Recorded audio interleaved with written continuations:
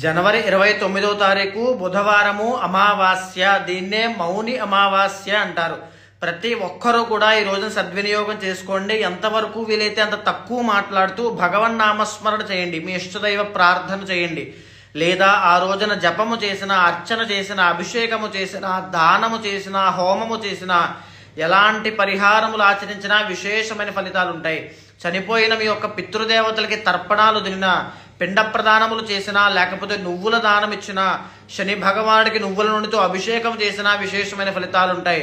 ఎస్పెషల్గా మహాకుంభమేళా జరుగుతోంది కాబట్టి రాజస్నానము ఆ రోజున ఆచరించగలిగితే అత్యంత అద్భుతమైన ఫలితాలు ఉంటాయి. ఒకవేళ మేము ఆచరించలేము, అంత దూరం వెళ్ళలేము అనుకునే వాళ్ళు మీరు స్నానం చేసే నీటిలోనే ఉదయమే బ్రహ్మ ముహూర్తంలో నేను పైన పెట్టేటువంటి మంత్రాన్ని చదువుతూ ఆ నీళ్ళని తాకి ఆ తరువాత స్నానము చేయండి.